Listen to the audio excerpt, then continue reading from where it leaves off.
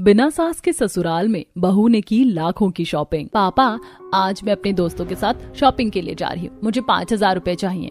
पूनम बेटा, कितनी बार कहा है तुम्हें, ऐसी छोटी मोटी रकम के लिए मुझसे पूछने की जरूरत नहीं है। मेरा वॉलेट अंदर ही रखा है, जितने चाहिए उसमें से ले लो। मेरी तरफ से भी 5,000 रखो और अच्छे से शॉपिंग करना। और हाँ, लोकल मार्केट से लेने की कोई जरूरत नहीं है। तुम्हें पता है ना, यही घर के पास एक नया मॉल खुला है, वहां जाना, वहां के कपड़ों की क्वालिटी काफी अच्छी है। और अगर पैसे कम पड़े तो मुझे कॉल कर देना। आप लोग बहुत अच्छे, आप मेरा कितना ख्याल रखते हैं। मैं बहुत लकी हूँ जो मुझे इतने अच्छे पापा और इतने अच्छे भैया मिले हैं। अपने भाई और पिता के वॉलेट से ढेर सारे पैसे लेकर पूनम अपनी सहेलियों के साथ नजदीकी मॉल में जाकर ब्रांडेड कपड़ों की शॉपिंग करने लगती है। तो वहीं घर की सफाई करने के बाद घर की सबसे बड़ी बेटी सुधा जब अलमारी से अपने कपड़े निकालने लगती है तो ये क्या, ये सूट तो काफी छोटा हो गया और ये वाला फट गया है और इस वाले की तो हालत ही खराब है और एक तो धुलने के लिए गया है और एक जो मैंने पहना है बस यही बचा है। मेरे पास तो बिल्कुल भी कपड़े नहीं है। लगता है अब मुझे भी थोड़े कपड़ों की शॉपिंग करनी होगी। सुधा कपड़ों की शॉपिंग के लिए पैसे मांगने कैलाश के पास आती है। पापा, मेरे पास सारे कपड़े छोटे हो गए हैं और फट गए हैं, मुझे थोड़े पैसे चाहिए थे। शाम को बाजार लगेगा ना, तो वहां से कुछ कपड़े ले आऊंगी। अरे मेरे पास कोई पैसे वैसे नहीं है, जाकर अपनी माँ से मांग लो।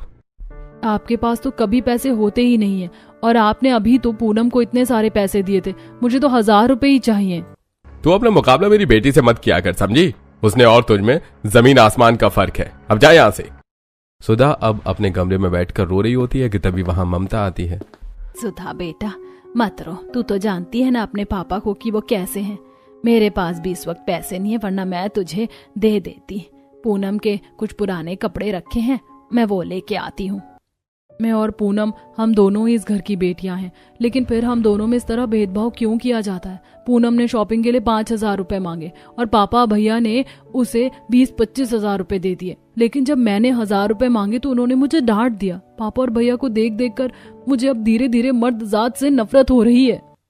दरअसल सुधा कैलाश की सगी बेटी नहीं थी। ममता के पति आलोकनाथ की सुधा के पैदा होने के 2 साल बाद ही मृत्यु हो गई थी, जिसके चलते ममता के घर वालों ने ममता की शादी कैलाश से करवा दी थी। आपने तो पूरे कमरे में कागज ही कागज फैला रखे हैं। हाँ, ये सारे मेरे प्रॉपर्टी के पेपर हैं। वैसे तुमसे एक बात पूछनी थी, तुम्हारे पहले पति आलोकनाथ की कोई जायदाद वगैरह थी या नहीं जो उन्होंने सुधा के नाम पर करी हो? हाँ, उनकी जायदाद है और उन्होंने वो सुधा के पैदा होते ही उसके नाम कर दी थी। जब सुधा 18 साल की हो जाएगी ना, तब उसका उस पर लीगल अधिकार होगा। कैलाश को जब सुधा के नाम की जायदाद के बारे में पता चलता है तो वो करोड़ों की निकलती है, जिसके लालच में आकर कैलाश वकील को पैसे खिलाकर एक झूठी जायदाद के पेपर तैयार करवाता है। बस अब कुछ सालों का और इंतजार है, फिर जैसे ही सुधा इन कागज पर साइन करेगी तो सारी जायदाद मेरी हो जाएगी। बड़ी मुश्किल से यह कागज बनाए हैं मैंने। सुधा के नाम पर जो वसीयत है उसे देखकर तो वकील ने कागज बनाने से साफ इनकार कर दिया था। इन कागज को संभाल कर रखना पड़ेगा, अगर इन्हें नहीं कुछ हो गया तो दोबारा से कागज नहीं बन पाएंगे। कैलाश फिलहाल के लिए उन कागज को बिस्तर पर रखकर फ्रेश होने के लिए बाथरूम पर चला जाता है। ठंड का मौसम शुरू हो चुका था। सुधा अपनी माँ के साथ बैठकर आंगन में आग जलाकर हाथ ताप रही होती है कि तभी जैसे ही आग बुझने को आती है तो सुधा कागज को ढूंढते हुए कैलाश के कमरे में आती है और बिस्तर पर रखे उन कागजों को ले जाकर आग में जला देती है। और जब यह बात कैलाश को पता चलती है तो वो उसे सुधा को गुस्से में थप्पड़ मार देता है। ये आप क्या कर रहे हैं? इस तरह कोई छोटे बच्चे पर हाथ उठाता है क्या? और क्या था उन कागज में जो आप इतने गुस्से में? अगर इतने जरूरी थे तो आप मुझे दे देते, मैं संभाल कर रख देती। चुप करो, तुम्हारी गलती की वजह से इसलिए तो उन कागज को जलाया। तुम क्या अंधी हो गई थी? दिखाई नहीं दिया जब ये उन कागज को जला रही थी? इसमें माँ की कोई गलती नहीं है, वो तो पड़ोस वाली आंटी से बात करने में लग गई थी, उनका ध्यान नहीं गया। सॉरी पापा, मैं दोबारा ऐसे नहीं करूंगी। कैलाश की सारी मेहनत मिट्टी में मिल चुकी थी कि सुधा की हरकत के बाद कैलाश सुधा से नफरत करने लगता है। तो वहीं जब कैलाश के अपने बच्चे संजय और पूनम पैदा होते हैं तो वो उन तीनों में भेदभाव करता है और बेचारी ममता अपने पति के चलते अपनी बेटी के लिए कुछ नहीं कर पाती। खाना तो काफी ज्यादा टेस्टी था और ये पुडिंग, ये तो मुझे काफी अच्छी लगी। अगर मेरी बिटिया रानी को पुडिंग इतनी पसंद आई है तो मैं एक और मंगवा देता हूँ। पापा, मुझे तो ये रसमलाई काफी अच्छी लगी, मेरे लिए भी एक रसमलाई मंगवा दीजिए ना। तुम्हारा पेट है या कुआं? इतना भर भर कर ठूसा है फिर भी तुम्हारा पेट नहीं भरता क्या? कैलाश की ऐसी बातें सुनकर सुधा को काफी बुरा लगता है। तो वहीं ममता को भी ये सब पसंद नहीं आता। डिनर के बाद पूरा परिवार वॉक करने के लिए एक बाजार में जाता है, जहां सुधा को एक काफी अच्छी ड्रेस पसंद आती है। ये ड्रेस कितनी ज्यादा सुंदर है ना, सिर्फ 300 रुपए की है। माँ ये दिला दीजिए ना। ये ड्रेस तो काफी ज्यादा सुंदर है, तुमसे ज्यादा तो ये मुझ पर अच्छी लगेगी। पापा मुझे ये ड्रेस लेनी है। तुम्हारे पास तो इतनी सारी ड्रेस है, तुम कुछ और ले लो ना, मुझे ये लेने दो ना। वैसे भी मेरा जन्मदिन आ रहा है तो मैं उस दिन ये पहन लूंगी, मेरे पास बिल्कुल भी कपड़े नहीं है। पापा आप इसे कुछ कह क्यों नहीं रहे, ये ड्रेस तो मैं ही लूंगी। मेरी बहन ने कह दिया ना कि ये ड्रेस यही लेगी तो यही लेगी। सालों से तो सुधा पूनम के उतरे हुए कपड़े ही पहनती आ रही है, कभी तो उसे कुछ नया दिला दीजिए। ये उतरन पहनने के लिए ही पैदा हुई है, इसके लिए मैं शॉपिंग करूंगा, इतने फोकट के पैसे नहीं है मेरे पास। कैलाश सुधा के सामने ही वो ड्रेस खरीद कर पूनम को दे देता है, जिसे देख सुधा का दिल काफी जलता है। अपने पिता और भाई की इन हरकतों से अब समय बीतने के साथ साथ सुधा को मर्द जात से नफरत होने लगी थी। ऐसे ही कुछ समय गुजरता है और आज पंडित जी एक काफी अमीर घर का रिश्ता लेकर कैलाश से मिलने के लिए आते हैं। कैलाश जी, भगवान की कृपा से पूनम बिटिया के लिए काफी अच्छा रिश्ता मिला है। लड़के की खुद की कंपनी है, लाखों का कमाता है, और तो और परिवार इतना अच्छा है कि दहेज भी लेने के खिलाफ है वो। आज के जमाने में भी इतने अच्छे लोग होते हैं, पता नहीं था। पंडित जी अब जल्दी से उन लोगों से बात करिए और मिलने का मुहूर्त निकलवाइए। लेकिन एक छोटी सी दिक्कत है, जिस लड़की से आपके बेटे का रिश्ता होगा वो घर का बड़ा बेटा है और उसके 3 भाई भी है, साथ ही साथ उनकी कोई बहन भी नहीं है, और मिथिलेश जी की पत्नी सालों पहले स्वर्गवासी हो गई थी। अरे इसका मतलब उस घर में एक भी औरत नहीं है? पंडित जी आप कैसी बातें कर रहे हैं? जिस घर में एक भी औरत नहीं है वहां मैं अपनी बेटी को कैसे भेज दूं? मैं अपनी फूल सी बेटी को ऐसे घर में नहीं भेज सकता। लेकिन सुधा के लिए रिश्ता बिल्कुल सही है। ये आप क्या कह रहे हैं? भले ही सुधा आपकी सगी बेटी ना हो, लेकिन मैं ऐसा नहीं होने दूंगी। जिस घर में एक भी औरत नहीं है मैं उसे वहां कैसे भेज दूं? अरे तो वो लोग दहेज भी तो नहीं ले रहे हैं, और अगर तुम्हें इतनी दिक्कत है तो किसी औरत से भरे परिवार में अपनी बेटी की शादी खुद करना। मैं तो एक फूटी कौड़ी नहीं लगाऊंगा। हाँ मैं कर लूंगी। वैसे भी इसके पिताजी इसके लिए काफी जायदाद छोड़ कर गए हैं। खबरदार जो उस जायदाद में से 1 रुपए लेने की कोशिश करी, वरना मैं तुम्हें तलाक दे दूंगा। फिर भटकना इस उम्र में। चक्कर चला रहा हूं कि मैं कैसे उस जायदाद को अपने नाम करवाना। ममता का कोई नहीं था, इसलिए वो तलाक के नाम से काफी डर जाती है और चाहकर भी अपनी बेटी सुधा के लिए कुछ नहीं कर पाती। सुधा हर रोज की तरह किचन में काम कर रही होती है कि तभी वहां पूनम आती है। अच्छा है, जितना काम करोगी उतना सही है। वैसे भी तुम्हारे होने वाले ससुराल में एक भी औरत नहीं है तो सारे काम तो तुम ही करने होंगे। पूनम की बात सुनकर सुधा जल्दी से अपनी माँ के पास आती है, जहां ममता से उसे सारी बात पता चलती है। सुधा बेटा मुझे माफ कर दे, मैं तेरे लिए कुछ नहीं कर पाई। माँ आपने वैसे भी आज तक मेरे लिए किया ही क्या है, आप तो बस मजबूर हो। सुधा काफी ज्यादा परेशान हो जाती है और वही जब ये बात सुधा पड़ोस में रहने वाली अपनी सहेली ट्विंकल को बताती है। यार घर में एक भी औरत नहीं है, चारों तरफ सारे मर्द ही मर्द होंगे, पता नहीं उनकी नजर कैसी होगी। तू जरा बचकर रहना, और कुछ हो तो मुझे फौरन कॉल कर देना। अपने सौतेले बाप और भाई की हरकतों को देख देख कर मुझे तो मर्द जात से नफरत हो गई है, और अब मुझे ससुराल ऐसा मिला है कि सिर्फ उसमें मर्द ही मर्द है। सास बिना ससुराल में मैं कैसे रहूंगी? सुधा काफी परेशान होती है। तो वहीं अब कुछ समय में सुधा की शादी की तैयारी शुरू हो जाती है और आज सुधा के ससुराल से उसका शादी का जोड़ा आता है, जिसे देख पूनम हंसते हुए ये भी कोई शादी का जोड़ा है? कितनी बुरी चॉइस है इनकी। मायके में तो तुझे कभी नए कपड़े मिले नहीं, ससुराल में भी तेरा यही हाल होगा। मुझे तो लगता है ये तेरी मरी हुई सास के जमाने का शादी का जोड़ा है। पूनम की ऐसी बातें सुनकर सुधा का और दिल दुखता है और अब इसी तरह समय गुजरता है और सुधा और संदीप की धूमधाम से शादी हो जाती है। विदाई के बाद सुधा अपने सास बिना ससुराल पहुंचती है। दहलीज पर सुधा के सभी देवर और ससुर हाथ में पूजा की थाली लिए गृह प्रवेश की तैयारी करके खड़े होते हैं। मुझे बहुत ज्यादा तो नहीं पता, लेकिन मेरे ख्याल से दाएं पैर से चावल से भरे कलश को गिराकर अंदर आते हैं। इन चीजों के बारे में सुधा को अच्छे से पता था, इसलिए वो बिना कुछ बोले ही अब अपना गृह प्रवेश की रस्म को पूरा करती है। वेलकम होम भाभी, पता है आपके आने की खुशी में हमने खुद अपने हाथों से पूरे घर की डेकोरेशन की है। कैसी लगी आपको डेकोरेशन भाभी? आप आ गई हो ना, तो आप मेरे साथ रोज शाम में वीडियो गेम खेलना, आप ही मेरी पार्टनर हो। नहीं भाभी, आप मेरे साथ शाम में बाइक राइड पर चलना, आपको मैं बाइक पर ही सारा शहर घुमा दूंगा। आपका ये देवर राइडर जो है। अरे अरे, सुधा को तो बोलने का मौका दो। देखते हैं सुधा अंकुर के साथ गेम खेलेगी या कार्तिक के साथ बाइक राइड पर जाएगी। बताओ सुधा, क्या करना है तुम्हें? कुछ नहीं ना, मुझे ना गेम पसंद है और ना बाइक पर घूमना, मैं थक गई हूँ। इतना कहकर सुधा कमरे की तरफ चली जाती है, जिसे देखकर उसके दोनों देवर अरे भाभी को क्या हुआ? हमने कुछ गलत कहा क्या? अरे अभी अभी तुम्हारी भाभी आई है, पता है शादी की थकान कितनी होती है।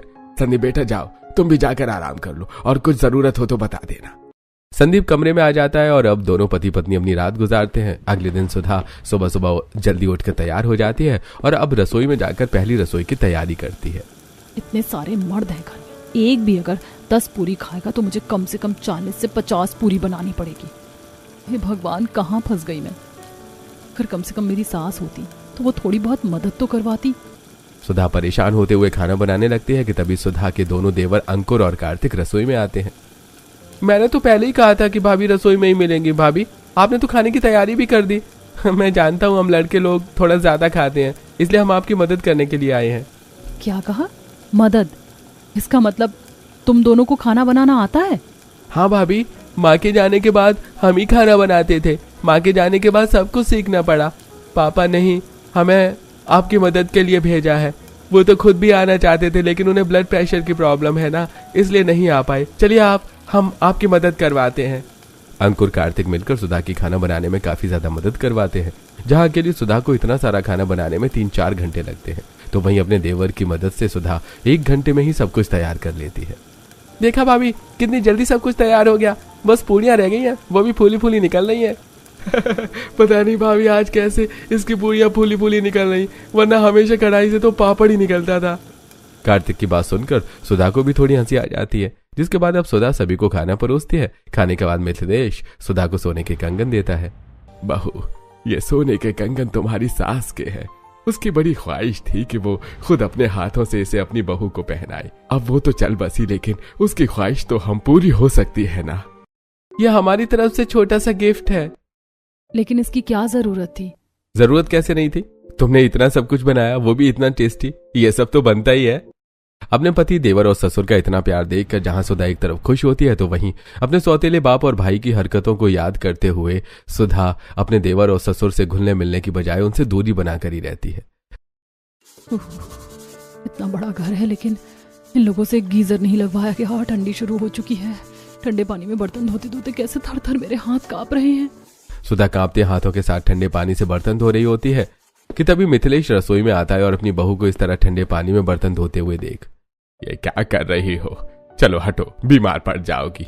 मैं धो देता हूँ बर्तन। नहीं नहीं पापा जी, बहू के होते हुए ससुर काम करे अच्छा नहीं लगता। मैं धो दूंगी बर्तन। अरे बहू, ये सब पुराने जमाने की बात है और मैं तुम्हें अपनी बहू कम बेटी ज्यादा मानता हूँ। बहू के रूप में ऊपर वाले ने मुझे इतनी प्यारी बेटी दी है। हम लोगों को तो ठंडा पानी में हर चीज करने की आदत है, लेकिन मैं तुम्हारे लिए गीजर लगवा दूंगा कल ही। चलो अब तुम जाकर आराम करो, मैं बर्तन धो देता हूँ। अपने ससुर का इतना प्यार देखकर सुधा को भी अच्छा लगता है, तो वहीं आज कार्तिक जबरदस्ती सुधा को बाइक पर बिठाकर राइड के लिए जाता है। तो भाभी, कैसा लग रहा है आपको अपने राइडर देवर के साथ? उस अंकुर के साथ तो बोरिंग वीडियो गेम खेलकर आप बोर हो जाती। चलिए अब मैं आपको मोमोज खिलाने के लिए ले चलता हूँ। धीरे धीरे कर सुधा अपने सौतेले बाप और भाई की हरकतों को भूलते हुए अब ससुर और देवर से अच्छे से घुल मिल रही थी।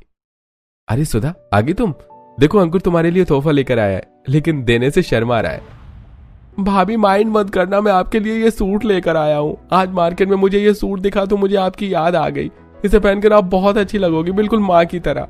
अपने देवर को नया सूट देता सुधा की आंखें नम हो जाती हैं और अब सुधा अपने बीते हुए कल को याद करती है। आज त्योहार, लेकिन फिर भी मेरे लिए कोई नया कपड़ा नहीं आया। पूनम के लिए इतनी शॉपिंग होती है, लेकिन मेरे लिए तो कोई कुछ लाता ही नहीं है।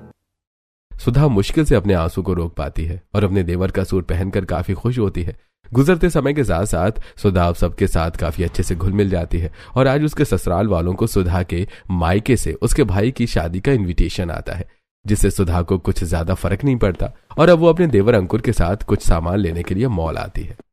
भाभी, मुझे अगली शॉप से बुक्स लेनी है, मैं अभी आता हूँ। सुधा मॉल में घर के लिए कुछ सामान देखने लगती है कि तभी सुधा की मुलाकात उसकी सौतेली बहन पूनम से होती है।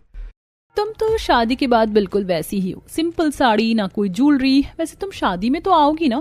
पता है, भैया ने खुद मुझे शॉपिंग के लिए पूरे 50,000 रुपए दिए हैं, लेकिन तुम्हारी किस्मत में शॉपिंग कहाँ। तुम्हारी शादी का लहंगा याद करके तो मुझे अभी भी हंसी आती है। वैसे शादी में कुछ ढंग का पहन कर आना, और अगर ना हो तो मुझे बता देना। हमेशा की तरह तुम्हें कोई ना कोई अपनी उतरन दे दूंगी। पूनम की बातें सुनकर सुधा को काफी दुख होता है, तो वहीं ये सारी बात अंकुर सुन लेता है और बड़ी मुश्किल से अपने आप को शांत करता है। अगले दिन सुधा सबको नाश्ता दे रही होती है। तभी सुधा, शाम को 5 बजे तैयार है ना?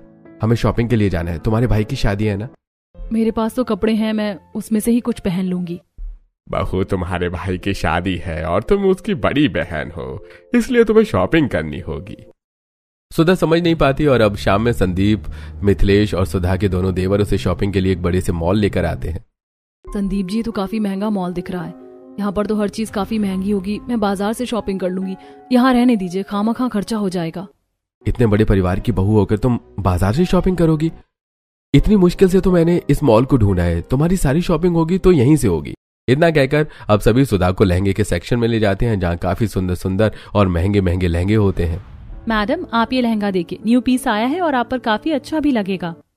ये तो काफी सिंपल सा लग रहा है। आप वो डमी वाला लहंगा दिखाइए ना, पिंक कलर का, वो रंग तो भाभी पर काफी खिलेगा। अरे कार्तिक, वो लहंगा 80,000 का है। नहीं, वो रहने दीजिए, मैं इसमें से कुछ पसंद कर लूंगी। भाभी, आप भी ना चुप रहिए और मैडम आप वो लहंगा दिखाइए।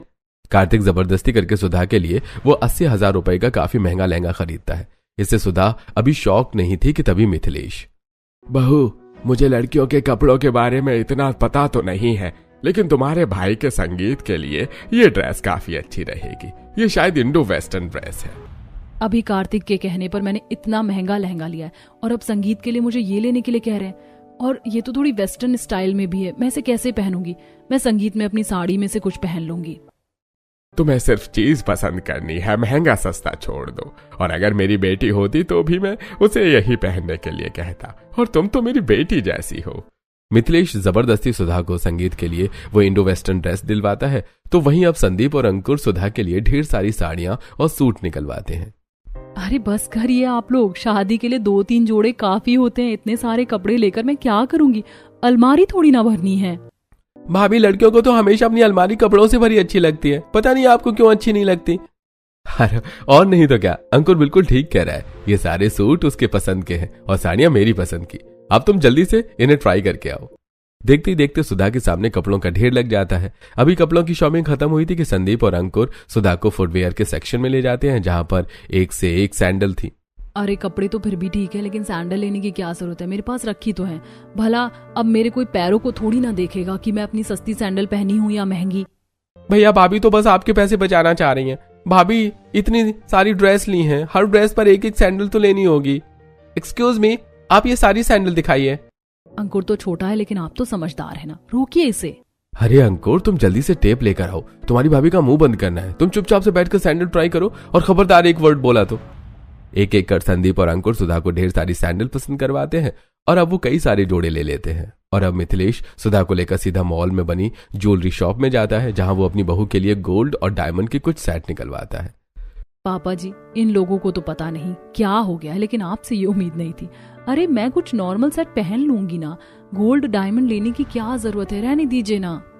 अगर तुम्हारी सास होती ना तो मुझे ये सब दिलाने की नौबत ही नहीं आती।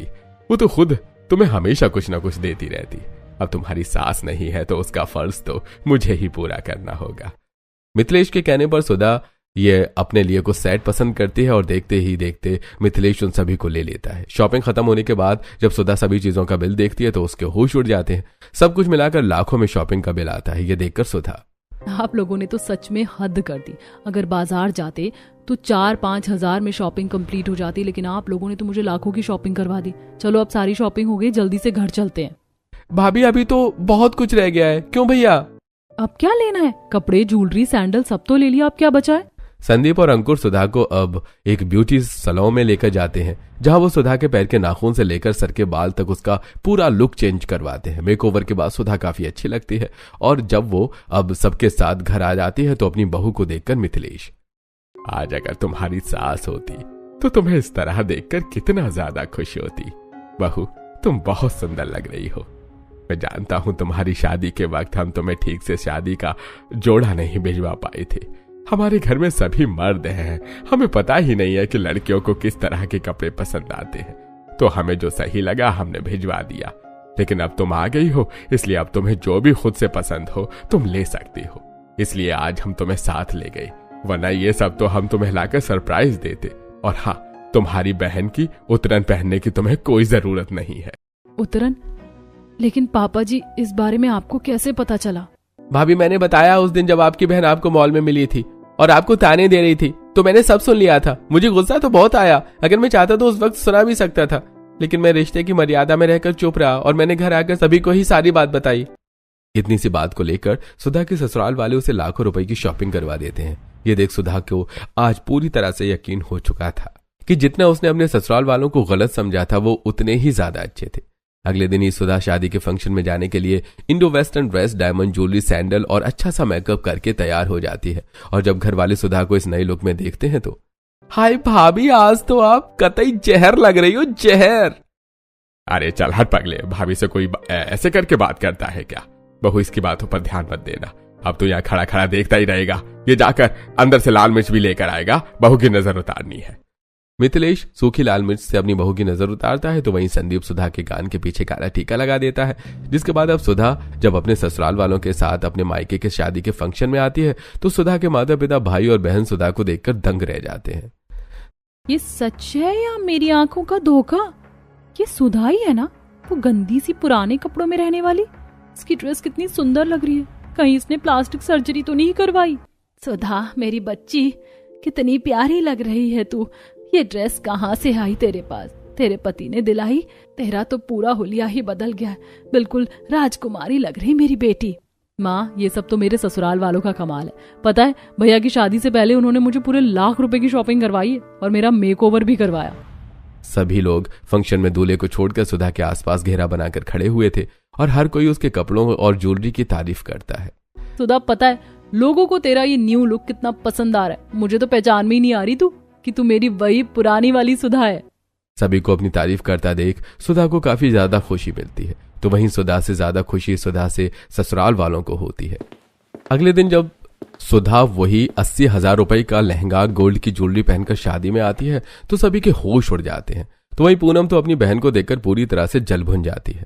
पूनम के हाथों में गिलास का जूस लेकर बस अपनी बहन को घूर घूर कर देखे जा रही थी कि तभी अंकुर गलती से शादी में घूमते हुए पूनम के लहंगे पर पैर रख देता है। ये देख पूनम, अंधे हो, दिखाई नहीं देता? मेरा इतना महंगा लहंगा खराब कर दिया, पता है कितने का है? सॉरी पूनम जी, वो मैंने ध्यान नहीं दिया। तुम्हारी औकात भी है इतना महंगा लहंगा लेने की? बड़े आए माफी मांगने वाले। सभी के सामने पूनम सुधा के देवर की काफी बेइज्जती करने लगती है, तो वहीं अंकुर अपनी मर्यादा में रहकर पूनम को कुछ नहीं कहता। तभी गुस्से से तिलमिलाती हुई सुधा आती है। पूनम, ये क्या तमीज है बात करने की? भूलो मत, ये मैं नहीं हूं जो तुम्हारी सारी बेइज्जती सहूं। चुपचाप से माफी मांगो मेरे देवर से। और तुम क्या 10-15 हजार के लहंगे पर इतरा रही हो? पता भी है जो लहंगा मैंने पहना ये कितने का है? और ये ज्वेलरी ये सब मिलाकर 2 से 3 लाख का है, और तुम इस लहंगे के लिए मेरे देवर की बेइज्जती कर रही हो। अरे तेरी इतनी हिम्मत कि तो मेरी बेटी को माफी मांगने के लिए कह रही है? देखिए भाई साहब, भले ही सुधा आपकी बेटी है लेकिन वो हमारी बहू भी है और हमें ये नहीं पसंद कि कोई हमारी बहू से इस तरह बात करे। अरे तो आप अब मुझे सिखाओगे कि किस तरह से बात करनी चाहिए या नहीं? अंकल जी, आप हमसे बड़े हैं लेकिन हमें यह नहीं पसंद कि आप हमारे भाभी या पापा से इस तरह से बात करें। आप लोगों ने सुधा के साथ बचपन से काफी बुरा बर्ताव किया है, लेकिन अब और नहीं, समझे? आप लोग भले ही आप लोगों ने सुधा को वो खुशी नहीं दी हो जिसकी वो हकदार है, पर हम उसे वो खुशी देने के लिए हैं। अपने ससुराल वालों को अपनी तरफ से इतना बोलता देखकर सुधा काफी खुश होती है, तो वहीं सुधा के सौतेले बाप और बहन का मुंह बन जाता है। थोड़ी देर बाद ममता अब सुधा उसके ससुराल वालों के पास आती है। मुझे माफ कर देना, मैं तुम्हारे हक के लिए कुछ नहीं कर पाती, लेकिन अब मैं बहुत खुश हूँ कि तुम्हें इतने अच्छे ससुराल वाले मिले हैं। मुझे तो हमेशा लगता था कि मुझे बिना सास नंद का ससुराल मिला है, पता नहीं इतने सारे मर्दों में मैं कैसे रहूंगी, लेकिन सच कहूँ अब मैं बहुत खुश हूँ। और होगी भी क्यों नहीं, वैसे भी सुधा को हमने बहू कम बेटी ज्यादा माना है। अंकुर और कार्तिक तो सुधा के साथ बिल्कुल दोस्तों की तरह रहते हैं। आंटी जी, आप बिल्कुल भी फिक्र मत करिए, हम भाभी का काफी अच्छे से ध्यान रखते हैं। भाभी तो हमारी दोस्त हैं, दोस्त।